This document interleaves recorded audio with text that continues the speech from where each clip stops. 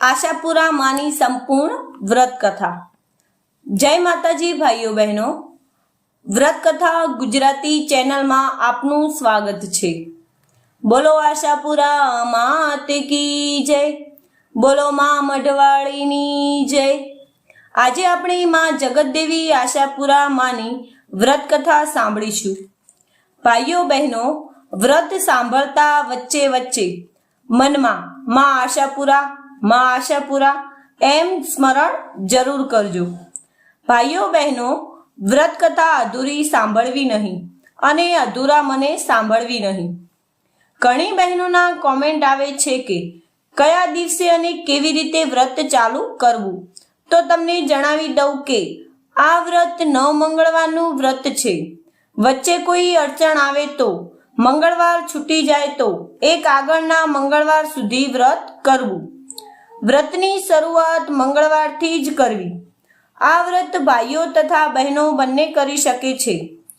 પૂર્વ દિશા તરફ મોં રહે તેમ પાટ રાખી તેના પર માં આશાપુરાની લાલ વસ્ત્રમાં છબીની સ્થાપના કરવી। ઘીનો દીવો કરવો। પ્રસાદમાં યથાશક્તિ કોઈ પણ મીઠી વસ્તુ રાખવી। હવે ધ્યાનથી સાંભળજો માં આશાપુરીની વ્રત કથા। બોલો આશાપુરા માત કી જય। વર્ષો પહેલાની વાત છે। સરસપુર નામે ગામમાં એક પરિવાર રહેતો હતો। કુટુંબમાં દીકરા દીકરીઓ અને માતા પિતા હતા। કુટુંબમાં સૌથી મોટો અને સૌથી નાનો દીકરો હતો, જ્યારે વચ્ચે દીકરીઓ હતી। કુટુંબમાં સમય જતા સંતાનો મોટા થયા તો સારા સુખી ઘરના માગા આવવા લાગ્યા અને સૌથી મોટા દીકરા રમણના લગ્ન ધનવાન પરિવારની સાક્ષાત લક્ષ્મી જેવી કન્યા વિમળા સાથે થઈ ગયા।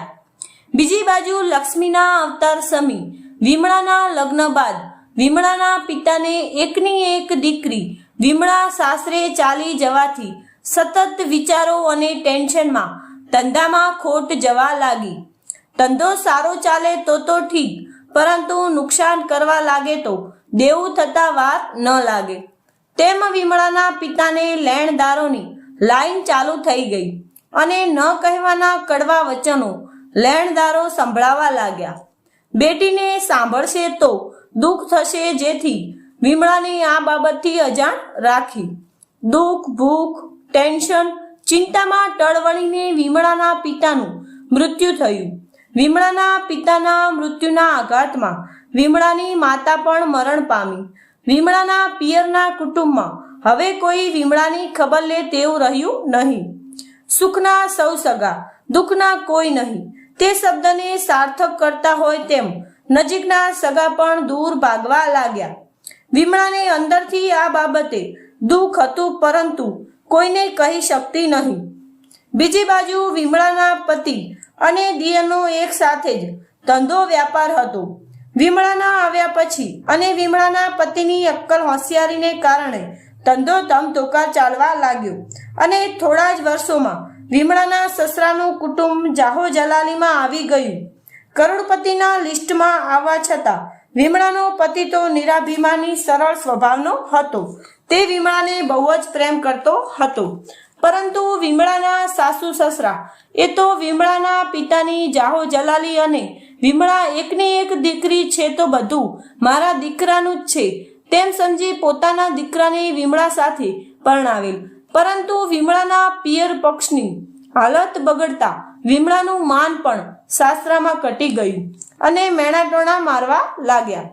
વર્ષો વીતવા છતાં વિમળાને સંતાન સુખ હતું નહીં। વિમળાની નણંદો પણ ગમે ત્યારે સાસરેથી આવી ચડે ને વિમળાને વાતમાં અડધૂત કરી નાખે ને વાંજણી કહીને મેણાટોણા મારે। વારંવારની ચડવણી અને પાવતું હતું ને વૈદ્ય કીધું તેમ વિમળાની સાસુ પણ દીકરીઓની વાતમાં આવીને સંતાન સુખ ન થવાના બહાને પુત્રના બીજા લગ્નની ગોઠવણ કરવા લાગી। ધંધાથી પરદેશ ગયેલા પતિ ઘરે આવે તે પહેલા શ્રીમંત ઘરની એકની એક દીકરી સાથે પૈસાની લાલચે લગ્નનું ગોઠવી દીધું। આ બધું સાંભળવાથી વિમળાને તો પણ પગ નીચેથી તરતી સરકી જતી હોય તેમ લાગ્યું અને તે દુખી રહેવા લાગી।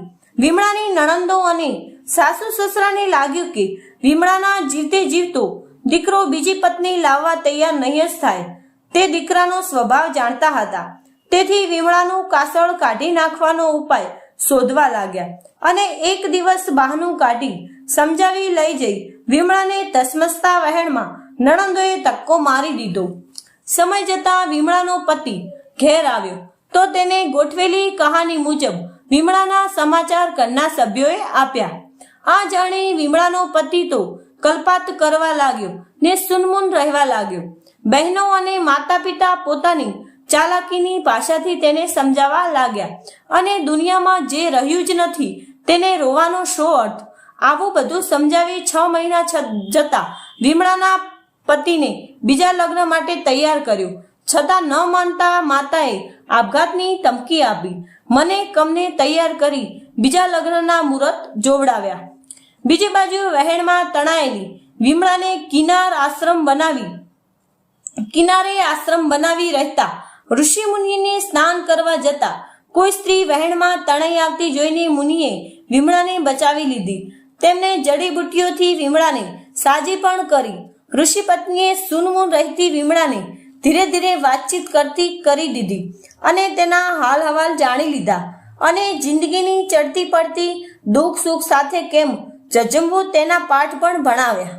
સાથે સાથે અશક્યને શક્ય, વિઘ્નને દૂર કરનારી, સૌની આશા પૂરી કરનારી મા જગદંબા આશાપુરીના વ્રતનો મહિમા પણ સમજાવ્યો. ઋષિ પત્નીએ વિમળાને મા આશાપુરા ના 9 મંગળવારનું વ્રત કરવા કહ્યું ને વહેલા ઉઠી નાહી ધોઈ સ્વચ્છ થઈ પાટ ઉપર મા આશાપુરાની છબી સ્થાપિત કરી. ઘીનો દીવો ધૂપ કરી ધ્યાનપૂર્વક વ્રત કરવા કહ્યું. ઋષિ પત્નીએ સમજાવ્યા મુજબ વિમળાએ મંગળવારના દિવસે 9 મંગળવારનું વ્રત શરૂ કર્યું. ઋષિ પત્નીએ માનો મહિમા ગાતા વિમળાને મા જગદંબા મા આશાપુરાની વ્રત કથા સંભળાવી કે પૌરાણિક વાયકાનુસાર મહિષાસુર નામનો રાક્ષસ હતો. દેવાધિદેવ ઇન્દ્ર સહિત સર્વ દેવો તેનાથી ત્રાસી ગયા હતા. બ્રહ્માજીની તપસ્યા કરીને તેણે વરદાન મેળવી લીધું હતું કે કોઈ પણ પુરુષથી નહીં મરે. આવા વરદાનથી તે અભિમાની બની ગયો હતો. નિરંકુશી બની ગયેલો મહિષાસુર ઋષિ મુનિઓ, પ્રજા અને ખુદ દેવોને પણ ત્રાસ આપવા લાગ્યો. મહિષાસુરના આવા ત્રાસથી કંટાળી દેવોએ જગત પિતા બ્રહ્માને ફરિયાદ કરતા જણાવ્યું કે કુપાત્ર રાક્ષસને વરદાન આપીને સર્વને દુઃખી કરી નાખ્યા છે. કોઈ ઉપાય બતાવો. બ્રહ્માજીએ કહ્યું કે સર્વ દેવો શાંત થાઓ. વરદાન આપતા પહેલા તેનો રસ્તો પણ રાખ્યો છે. હિમાલયમાં આદ્યશક્તિ વસે છે. તેમને તમારી મુશ્કેલી બતાવી વિનંતી કરો તો તમને રાક્ષસના ત્રાસથી જરૂર મુક્ત કરશે. બ્રહ્માજીના સૂચનથી દેવો હિમાલયમાં આદ્યશક્તિની આરાધના કરતા માં પ્રગટ થઈ દેવોના મનની વાત જાણી ગયાને કહ્યું રાક્ષસનો કાળ નજીક છે. માતાજીએ વિકરાળ સ્વરૂપ ધારણ કરતા સ્ત્રી સ્વરૂપે હોવાથી મહિષાસુર ગભરાયોને સૈન્ય સાથે ભાગ્યોને પકડાઈ ગયો. મૃત્યુ તો તારા કર્મોને લીધે નિશ્ચિત છે, પણ મૃત્યુ પછી તારી શું ઈચ્છા છે તેમ પૂછ્યું. ત્યારે મહિષાસુરે કહ્યું કે માં, મારું જીવન તો એળે ગયું. મૃત્યુ પછી મારી યાદગીરી રહી જાય તો સારું. એટલે માતાજી સમક્ષ ઈચ્છા વ્યક્ત કરી કે હે માં, આદ્યશક્તિ જે સ્થળે મારો વધ થયો તે સ્થળની માટીમાં પડેલી મારી રજ એ તમારો સુગંધી ધૂપ બની રહે. એ સ્વરૂપે હું સદાય તમારી પાસે રહું. માતાજી તથાસ્તુ કહીને અદૃશ્ય થઈ ગયા. માતાજીએ શરણે આવેલા દેવોનું દુઃખ દૂર કરી રક્ષા કરી આશા પૂરી કરી. તેથી દેવોએ માતાને પ્રાર્થના કરી કે જેમ અમારી આશા પૂરી કરી તેમ સૌની આશા પૂરી કરજો. અને જ્યાં વધ થયો તે માતાના મઢ કચ્છ ગુજરાતમાં માં આદ્યશક્તિ આશાપુરા નામે પ્રગટ થયા. આ વ્રત કથા ઋષિ પત્નીએ વિમળાને સંભળાવતા વિમળાએ 9 મંગળવાર સુધી દીવાની વાટ અને ધૂપ બત્તી વધારતા જઈ વ્રત સાંભળી વ્રત પૂર્ણ કરી પ્રસાદી વહેંચી ઉજવણી પણ કરી. ઋષિ પત્નીના આ વ્રતના ઉપાયથી વિમળામાં નવી આશાનો સંચાર થયો અને રાત્રે સ્વપ્નમાં આવીને માં આશાપુરા કહેતા હોય કે પુત્રી, તું ચિંતા ના કરજે, સૌ સારાવાના કરીશ. બીજી બાજુ માં આશાપુરાએ સ્વપ્નમાં જઈને વિમળાના સાસુને કહ્યું કે પુત્રના બીજા લગ્ન કરીશ નહીં તો અનર્થ થઈ જશે. નણંદોને પણ દુઃખના ડુંગર ચાલુ થઈ જાય છે ને વિમળાના પતિને સ્વપ્નમાં આવીને વિમળા ઋષિ મુનિના આશ્રમમાં આવ્યા છે તે જણાવે છે. વિમળાનો પતિ એક પળના વિલંબ વગર વિમળાને શોધવા આશ્રમમાં જાય છે અને તેને વિમળાને જોઈને દળદળ હર્ષના આંસુ છલકાય છે. વિમળા પણ માં આશાપુરાની કૃપાથી ભાવ વિભોર બની જાય છે. તે પતિના ઘેર જાય છે ને અડોશ પડોશને સખીઓને માં આશાપુરાના વ્રતનો મહિમા સમજાવે છે. માં આશાપુરામાં જેવા વિમળાને ફળ્યા તેવા સંભળાવનારને સાંભળનારને સૌ કોઈને ફળજો. બોલો આશાપુરા માત કી જય.